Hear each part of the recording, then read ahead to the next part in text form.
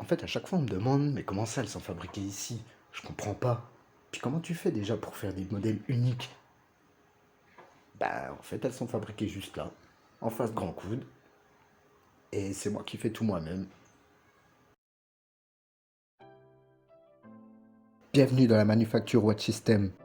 Sur cette chaîne, je vais pouvoir te montrer comment je conçois mes prototypes. Je vais faire aussi des tests, je vais faire aussi beaucoup de tutos, et surtout, je vais tuer beaucoup de mythes, que ce soit sur le COSC, sur l'étanchéité, sur beaucoup de choses qui concernent la montre mécanique. Pour cette première vidéo, on va concevoir un nouveau prototype. Je vais te montrer à peu près toutes les étapes. Alors bon, pour être honnête, ça ressemble plus à un établi tout en un qu'à une manufacture. Je suis un peu plus équipé Shinda que Bergeon, un peu plus équipé Xiaomi que Apple, mais en tout cas ça reste une vraie manufacture, simplement parce que tout est fait à la main. On commence par choisir ses composants. On a le choix parmi des calibres Swiss made, des calibres Japan, du made in China bien sûr. Dans les boîtiers, on peut avoir plusieurs tailles différentes, plusieurs matières différentes. Parmi les bracelets, tous les types de mailles, tous les types de cuir. Pour ce prototype, on va utiliser un 6497, remontage manuel, avec une décoration Côte de Genève.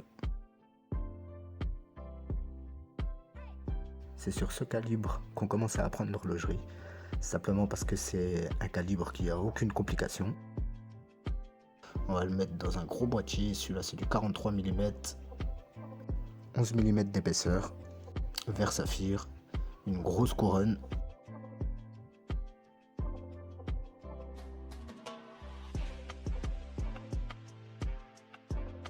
On va prendre un cadran couleur bois, avec son bracelet assorti. J'avais déjà fait un modèle en bambou et on me l'a beaucoup redemandé, donc du coup on va en retenter un avec un peu plus de personnalisation. Cette fois on va personnaliser tout le cadran et on va personnaliser le rochet. Donc le crochet, c'est la grosse roue que vous voyez juste en bas qui sert au remontage du coup du barillet. On va pas toucher au code de Genève, ça serait dommage.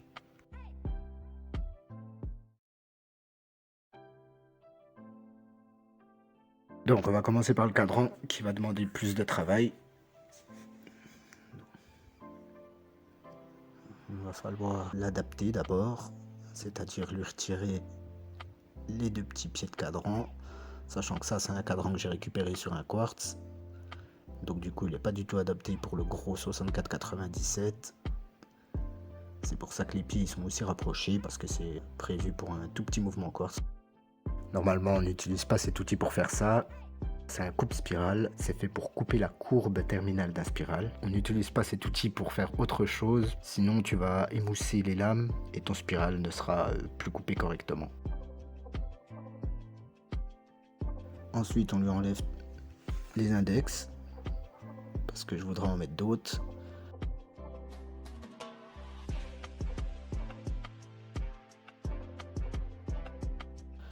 On va lui percer le petit trou pour pouvoir passer la petite seconde à 9h. C'est aussi pour ça que j'ai enlevé les index, parce que sinon ça tombait en plein milieu du 9 qui était trop gros. Donc on va mettre des index un petit peu plus petits.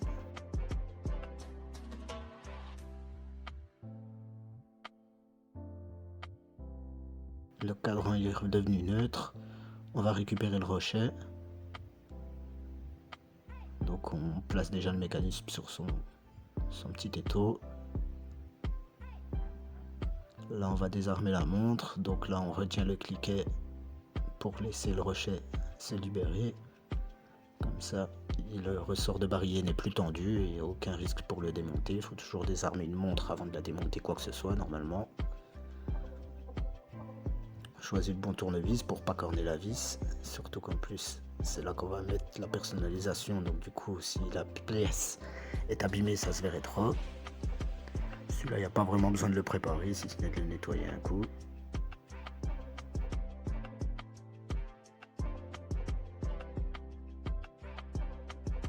On termine par le bracelet. Le bracelet d'origine, il était prévu pour un boîtier avec un entrecorne de 20 mm. Mais vu que nous on met un boîtier un peu plus gros qui a un entrecorne de 22 mm, il va falloir l'adapter. On coupe un peu plus large exprès pour pouvoir terminer à la lime. Là on voit que c'est encore trop arrondi, de toute façon il faut que je lui fasse un arrondi à l'envers et sur le côté. On termine par le perçage pour passer les barrettes à pompe. Donc là il faut s'y prendre quand même à plusieurs fois parce que le bois il chauffe vite déjà et il faut que notre perçage il soit parfaitement bien aligné.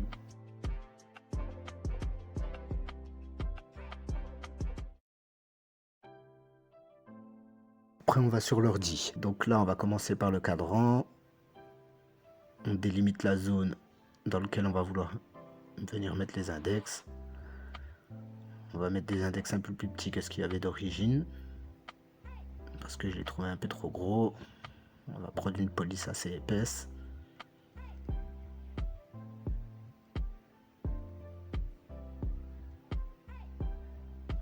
Donc là après pareil, il y a toutes les possibilités, on peut lui rajouter des index, on peut mettre des signatures, on peut mettre des écritures, on peut mettre des logos, on peut mettre à peu près tout est possible.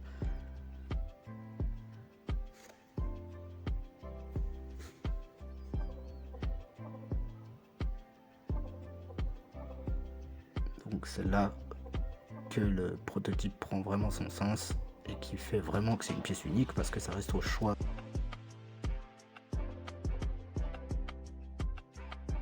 Donc impossible que quelqu'un ait le même cadran que vous, surtout que je travaille que avec des cadrans, je les ai tous en un seul exemplaire, j'ai pas de stock pour jamais tourner en rond, pour jamais essayer de sortir deux fois le même modèle.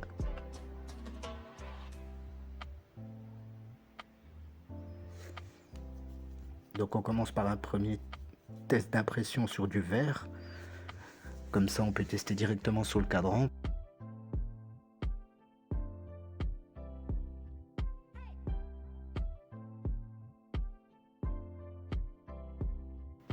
Donc une fois qu'on a le test sur le verre et qu'on a revalidé la taille, qu'on a testé et changé les mesures à chaque fois, on recommence avec le cadran d'origine, on vérifie bien qu'il est bien à plat pour être sûr qu'il n'y aura pas de bavure d'encre. Et c'est bon, on a notre cadran personnalisé. On passe à la personnalisation du rochet. Donc là on va juste lui écrire le nom et le numéro de la montre. Donc je reste neutre, je mets jamais de logo, je mets jamais vraiment de choses, le plus souvent je mets même rien, je laisse le choix en fait au client de décider ce qu'il voudra sur son modèle unique, sur son prototype.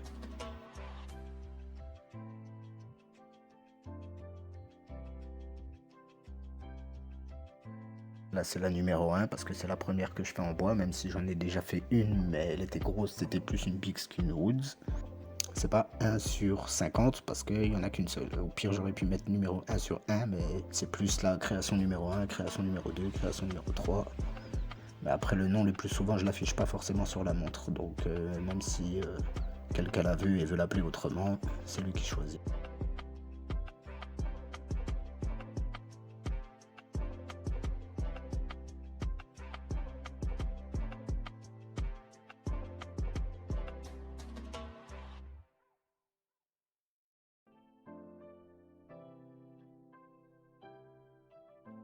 Rocher c'est la même étape, il faut qu'il soit parfaitement bien plat et bien aligné avant de le mettre.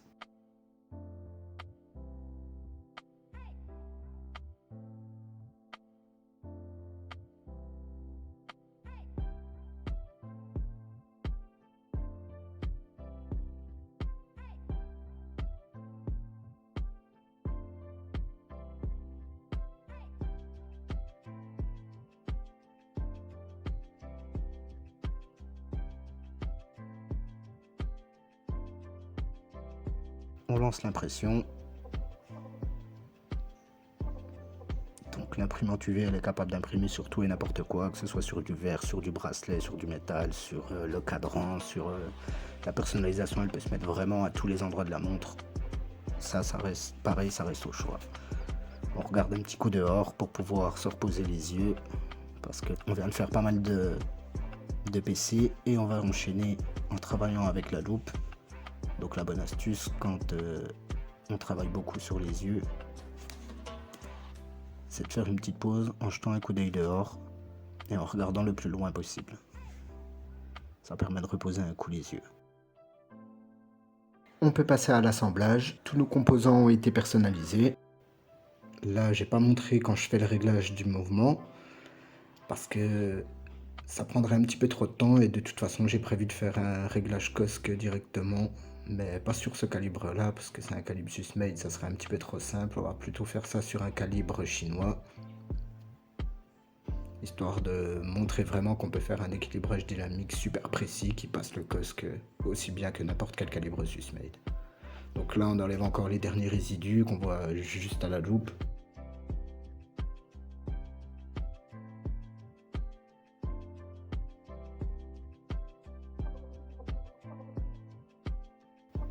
Ensuite, on passe du côté cadran. On vient lui mettre la roue des heures avec le clinquant. Le clinquant, c'est juste un petit rond en papier, on va dire, qui permet de rajouter une petite épaisseur sur la roue des heures, histoire qu'elle n'ait pas un ébat trop important avec le cadran. Parce que si elle a un ébat trop important, elle sortirait de son engrenage et du coup ça tournerait dans le vide tout simplement. Ensuite, on lui met 2 morceaux de scotch. Ça, c'est juste histoire de maintenir le cadran pendant que je vais pouvoir indexer les aiguilles. Bon, j'aurais pu lui remettre 2 pieds adaptés au calibre 64-97, mais bon, c'est pas forcément nécessaire parce que le mouvement sera vraiment bien maintenu avec le cadran dans le boîtier, ce qui fait qu'il ne bougera pas. On fait encore une dernière petite modification. On élargit le trou central parce que initialement c'était prévu pour une roue des heures de calibre pour un quartz, et là avec la grosse roue du 64-97 on est obligé d'élargir pour qu'elle puisse être libre et bien tourner. Donc là c'est bon, notre cadran il est bien en place, on va pouvoir lui mettre les aiguilles. On commence par la petite trotteuse à 9 heures, toujours commencer par l'aiguille la plus basse.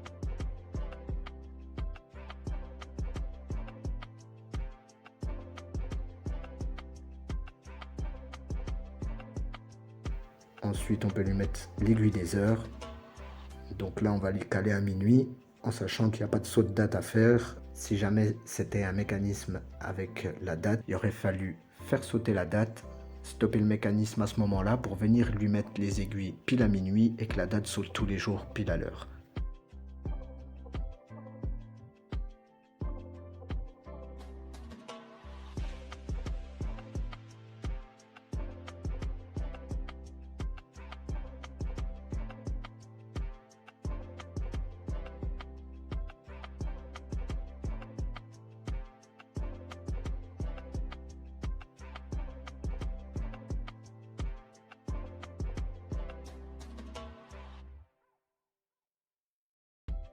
Après, on vérifie que les heures sont bien indexées, qu'aucune aiguille ne se croise, ne se touche. Là, on voit clairement que l'aiguille des minutes, elle est légèrement trop haute par rapport à l'aiguille des heures, elle n'est pas parallèle. Donc on vient lui faire une petite retouche.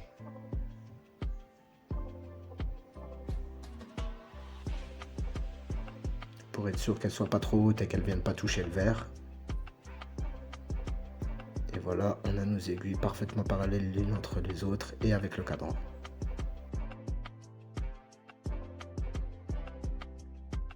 Là, on peut mettre toutes les aiguilles sur la gauche et venir lui retirer la tige.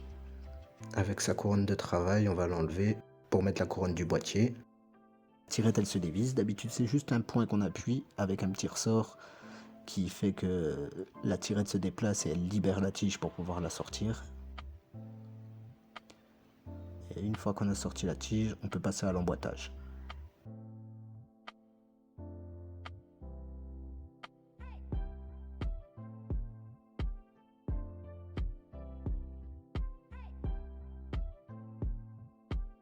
On va lui mettre un appui cadran. Donc l'appui cadran, c'est le cercle là sur lequel va venir tout simplement s'appuyer le cadran pour se caler exactement à sa place.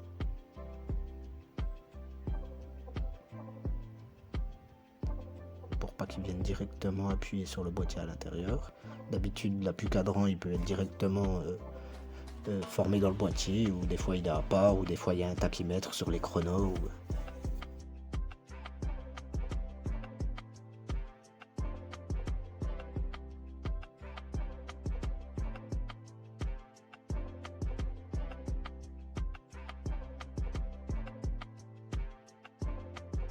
Voilà, c'est important de lui mettre sa tige pour être sûr qu'il soit bien calé.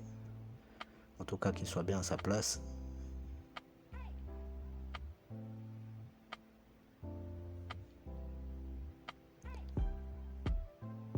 On contrôle toujours un petit coup s'il n'y a pas de poussière qui est apparue.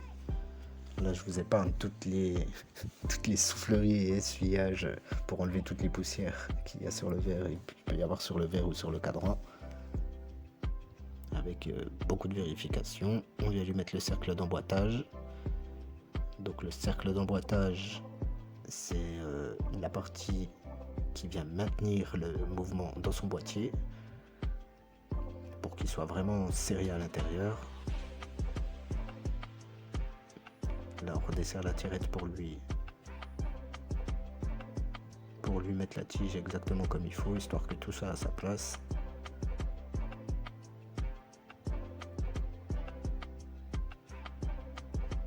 Sur le cercle d'emboîtage, on va venir lui mettre 2 brides qui va le maintenir ensemble et qui va faire justement que le cadran ne bougera pas.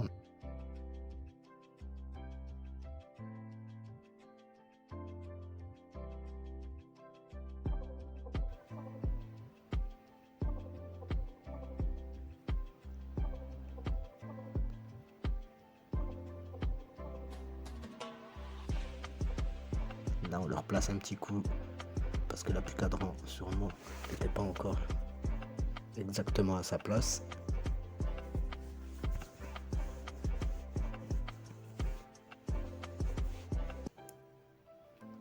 Ensuite, on va passer à la tige. Vérifie toujours qu'il n'y a pas une poussière qui a débarqué. On ferme surtout un coup de boîtier pour voir si tout est à sa place, si tout ne bouge pas, si rien ne bouge quand on tire la tige et qu'on change les positions de la tige pour la remonter ou pour changer l'heure.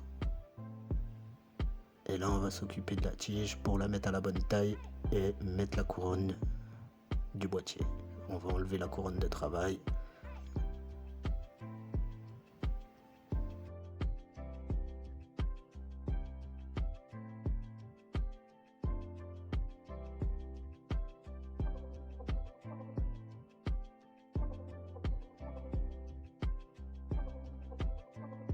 Alors la tige aussi est assez particulière parce que du coup, il faut qu'elle soit solide, il faut aussi qu'elle soit vraiment coupée de la bonne taille pour être sûr d'assurer une bonne étanchéité et une bonne solidité quand on remonte une montre. Quand on remonte, surtout avec ce genre de calibre qui se remonte uniquement par la main et en plus qui a un ressort de barillet super puissant qui nécessite beaucoup de force en fin de remontage.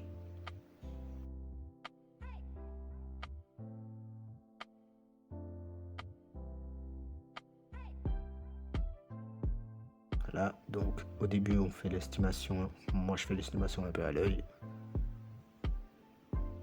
Ensuite on vient limer le bout, c'est important de limer le bout parce que le filetage, s'il lui reste une petite bavure dessus ou une bavure ou là on lui fait une petite forme de cône en fait pour qu'il rentre bien dans la couronne. Sachant que si on y laisse une petite bavure, ça va abîmer le taraudage qui est à l'intérieur de la couronne neuve. Et étant donné que c'est un taraudage vraiment minuscule, il est facilement abîmable et après ta couronne soit elle tient pas, soit elle tombe dans le vide.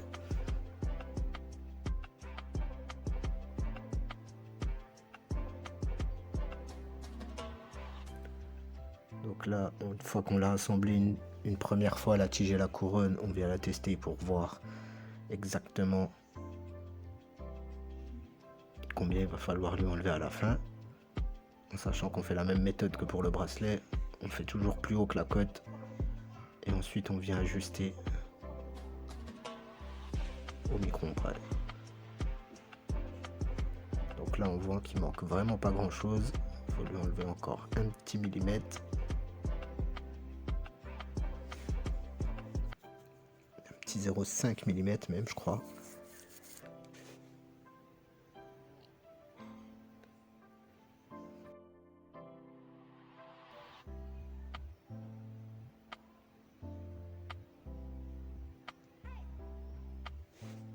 Donc là c'est pareil, il vaut mieux s'y reprendre à 2 fois, 3 fois, 4 fois pour être sûr d'avoir la bonne taille, parce que si on la met trop grande, si on coupe la tige pas assez courte, qu'on la laisse trop grande, bah du coup le joint n'appuiera pas sur la couronne et il n'y aura pas d'étanchéité, donc l'eau pourrait s'infiltrer par là. Et quand on dit l'eau, c'est pas forcément quand elle est immergée, ça peut être aussi la condensation, c'est-à-dire que la montre elle est sur ton poignet super chaud et il suffit qu'il y ait une goutte de pluie froide qui tombe dessus, ou que tu prennes une petite pluie rafraîchissante ou quelque chose, tu vas dans un endroit plus frais et tout de suite la condensation va venir à l'intérieur.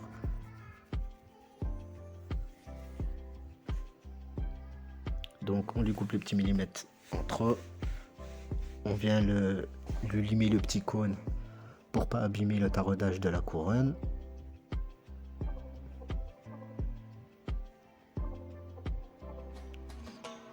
On enlève les bavures. Là on va lui mettre un petit point de colle pour être sûr que la couronne ne bougera plus. C'est parce que si on lui met pas de colle, au bout d'un moment, quand tu vas vouloir changer l'heure, la couronne elle peut se dévisser, être restée dans les doigts. Alors que moi avec le petit point de colle, je sais que certaines maths ils mettent des freins filets, mais le frein filet c'est pas du tout efficace pour ces petites pièces. C'est peut-être efficace pour des gros boulons de voiture, mais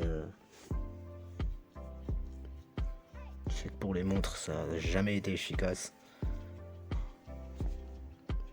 Et c'est pas nécessaire pour le mécanisme. C'est nécessaire à la limite pour la couronne, parce que la couronne c'est la seule chose qu'on...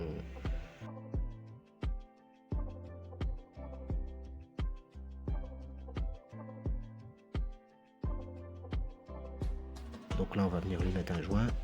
Il y en a un à l'intérieur de la couronne, donc au bout de la tige, et il y en a une dans le tube du boîtier. Donc dans le tube, des fois il y en a une à l'intérieur du tube, des fois il y en a une à l'extérieur du tube. Ça dépend des boîtiers. Moi j'aime bien en mettre plus ou moins deux, on va dire, parce que de toute façon celui que je vais mettre à l'extérieur du tube, il va rentrer dans le trou de la couronne. Donc pour moi c'est beaucoup plus efficace d'en mettre un à l'extrémité du tube, donc c'est-à-dire à l'intérieur de la couronne, et à l'extrémité de la couronne, donc à l'extérieur du tube.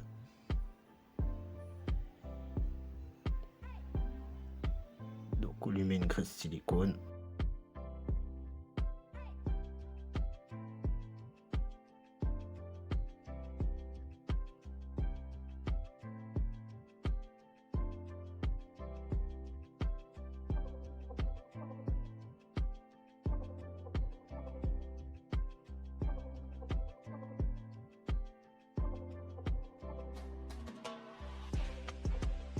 Pour terminer, avant de la mettre finalement dans la montre, on va venir huiler le carré pour être sûr que tout se coulisse bien et qu'il y ait une bonne sensation quand tu changes l'heure ou quand tu remontes ta montre.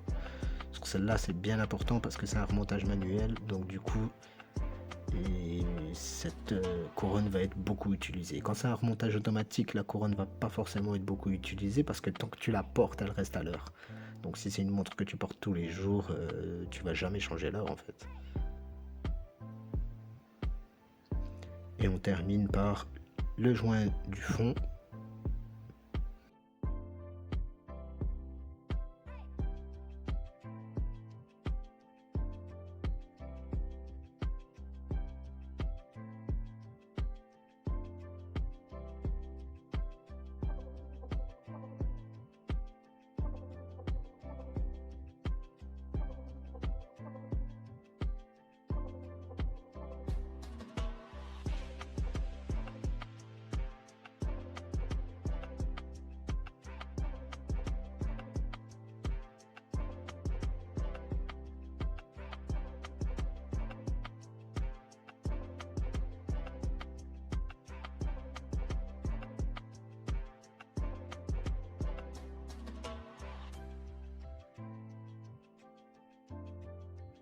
J'épargne toute la période de nettoyage, surtout les boîtier avec des fonds ouverts où tout est voyant, donc t'as pas le droit à l'erreur. Faut qu'il y ait aucune poussière qui se balade dedans, aucune trace sur le verre, aussi bien côté cadran, mais tu tapes exactement la même chose de l'autre côté, côté pont.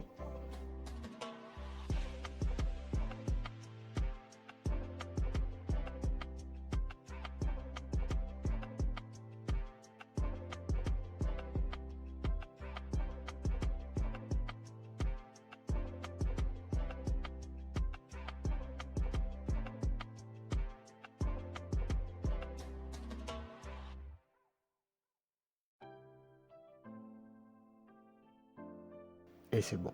Ensuite, il ne reste plus qu'à lui mettre son bracelet, ce que j'ai pas filmé parce que ça aurait été trop long. Et ensuite, on passe à la photo pour la mettre sur le site.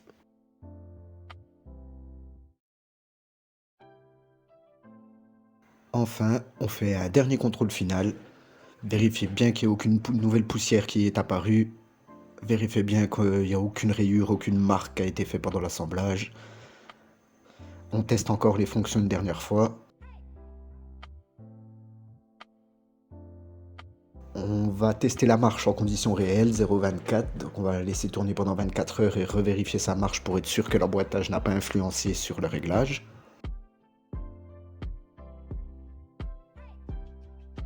On contrôle que le bracelet tient bien, on contrôle que la boucle soit bien attachée, on contrôle que les pompes n'aient pas de jeu.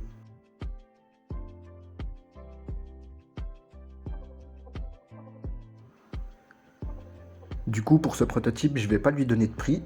On va tester un nouveau concept. Je vais la mettre aux enchères sur eBay à partir d'1 € pendant 2 semaines. Je mettrai le lien dans la description pour que tu puisses la trouver facilement. Comme ça, ce sera à toi d'estimer le prix que tu penses qu'elle vaut. Un peu comme les artistes qui se font payer au chapeau. Sachant qu'il n'y en a qu'une, là tu peux être sûr que tu croiseras jamais personne avec la même montre, que tu la verras jamais dans aucune vitrine. Même chez AliExpress, tu la trouveras pas celle-là. N'hésite pas à dire en commentaire combien tu serais prêt à la payer, à combien tu estimes à peu près le travail et quel sujet en particulier t'aimerais bien savoir sur les montres. Et n'hésite pas à aller voir souvent sur watchsystem.re les nouveaux prototypes qui arrivent.